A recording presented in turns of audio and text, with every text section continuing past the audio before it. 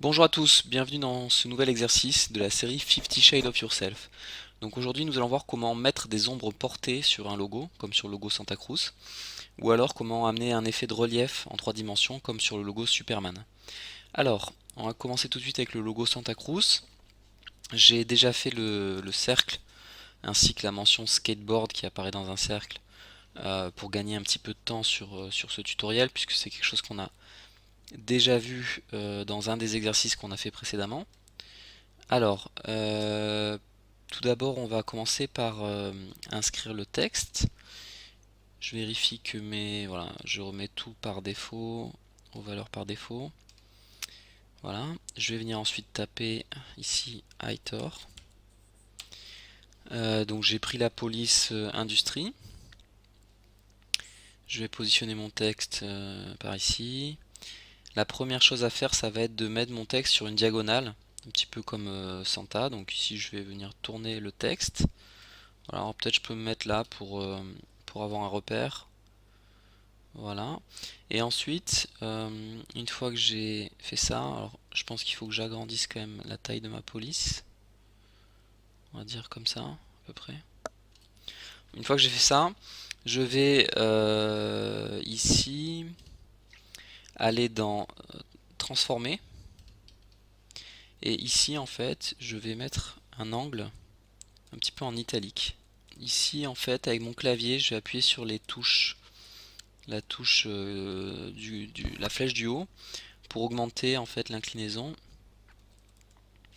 de façon à me rapprocher en fait de l'inclinaison sur le logo Santa. Alors par contre beaucoup trop d'espace entre mes lettres, donc je vais réduire ça ici. Moins 25, moins 50 même, je pense que je peux réduire encore. Non, moins 50 c'était pas mal. Et ensuite je vais venir réduire ici aussi la largeur des lettres, de façon à me rapprocher de la police utilisée par Santa Cruz. Voilà pour le texte. Donc là je pense qu'on n'est pas trop mal. Writer.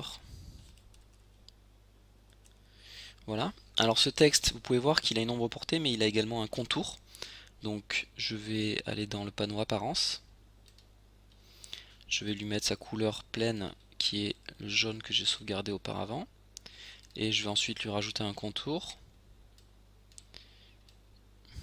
Et ce contour, je vais lui mettre une valeur de 2 points en noir. Voilà. Et ensuite, je vais venir dupliquer ce texte avec ma flèche noire, je le sélectionne, j'appuie sur la touche Alt et je viens le dupliquer pour le mettre en dessous. Et en dessous, je vais inscrire la mention Cruz. Voilà. Alors mes deux textes sont un peu grands, je vais peut-être les réduire un petit peu. Voilà.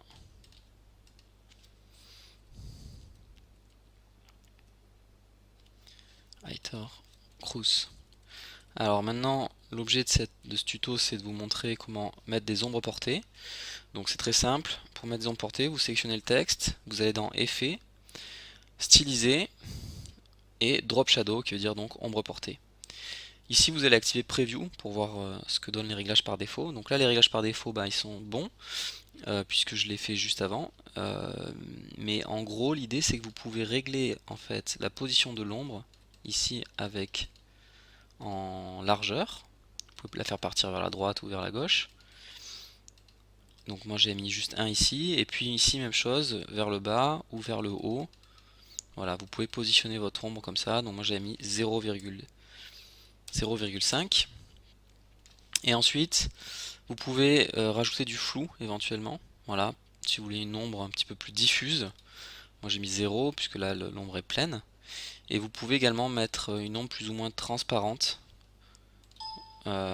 Si vous baissez l'opacité ici, et ici j'ai mis 100% puisqu'on voit qu'elle est parfaitement noire sur le logo que nous cherchons à copier. Une fois que vous avez fait tous vos réglages, vous cliquez sur OK et vous avez votre ombre portée et vous avez refait le logo de Santa Cruz. Voilà pour ce premier petit exercice. Alors maintenant, on va voir un deuxième exercice, comment amener des effets 3D comme sur le logo de Superman. Donc là, c'est un petit peu plus compliqué. On va réutiliser l'outil qu'on a vu précédemment, qui est en fait l'outil Type on a Path qui permet d'écrire dans un cercle. On va faire donc une ellipse tout d'abord. Donc là, on ne cherche pas à faire un cercle parfait, puisque vous voyez la courbe, on va essayer de retrouver un peu cette courbe là. J'ai pas besoin en fait de remplir mon cercle de couleurs, donc je mets aucune couleur de contour et de plein. Je prends mon outil Type on a Path, je viens venir écrire là-dessus comme ce qu'on a vu sur l'exercice sur les cercles. Donc je vais écrire Aitor Man. Voilà, je sélectionne mon texte ici. Et toujours pareil, comme dans l'exercice précédent, vous allez pouvoir ici régler la position de votre texte. Donc je vais le mettre à peu près comme ça. Voilà, donc ça c'est la première étape. Ensuite, vous allez aller dans les options de Type on a Path. Vous allez sélectionner Skew. Voilà, ça va amener déjà un petit effet de perspective. Ensuite, vous allez aller dans Effets et vous allez aller dans Warp et Arch. Et ici, en fait, par défaut, ça vous met quelque chose comme ça. Mais en fait, ici, contrairement au logo Ben Jerry's, par exemple, on ne cherche pas à donner du volume dans ce sens-là. Donc on va mettre 0 ici. Voilà. Par contre, on cherche à amener un effet de perspective. Donc on va jouer sur cette valeur horizontale. Vous voyez, donc là, si je mets moins 20, si je mets quelque chose de beaucoup plus élevé, voilà, ça fait un effet beaucoup plus fort. Donc je vais rester sur moins 20. C'est moins 30 même. Voilà. Et on va laisser vertical à... On va laisser... Non, c'est peut-être trop fort. On va laisser vertical à 0. Ok. Peut-être que je vais déplacer encore un peu mon texte.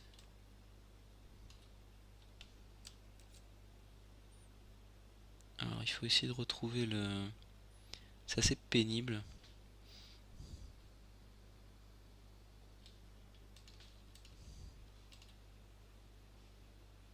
Voilà. Je vais le déplacer un peu comme ça. Voilà, parce que ma lettre A était un petit peu trop déformée.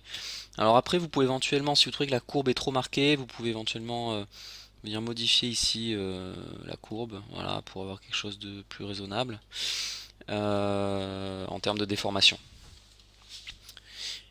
Et du coup, peut-être qu'on peut se permettre maintenant de cancel. Alors pour changer les réglages de l'effet que vous avez mis, vous allez dans le panneau apparence, vous retrouvez votre effet arche et vous allez pouvoir ici changer les réglages. Donc moi je vais essayer de mettre 30.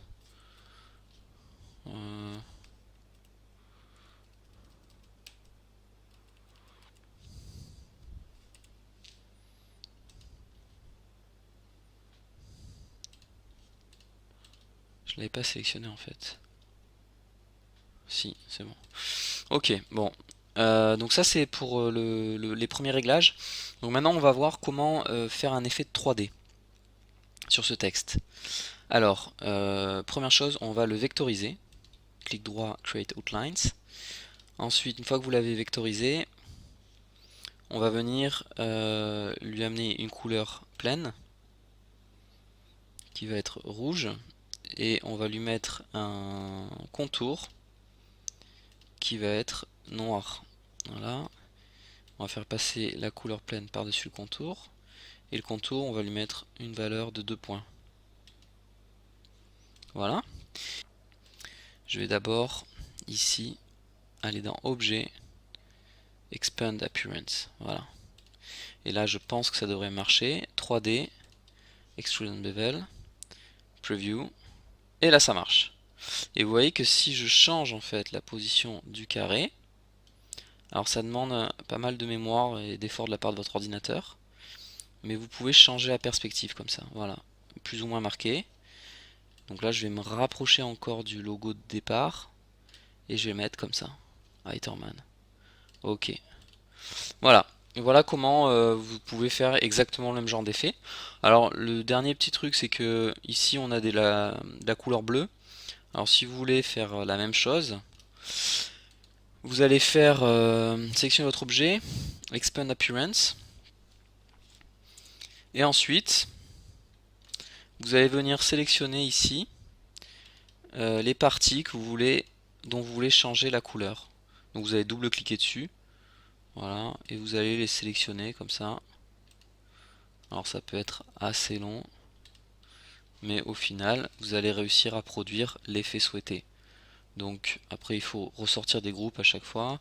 Et ici, si je veux continuer, je vais sélectionner ici le haut des lettres. Non, pas celui-là. Celui-là. Voilà. Alors si vous voyez pas assez, vous zoomez. Je viens sélectionner le haut des lettres que je vais mettre en bleu, comme sur le logo Superman. Voilà, et après je reviens en arrière, et vous avez à peu près la même chose.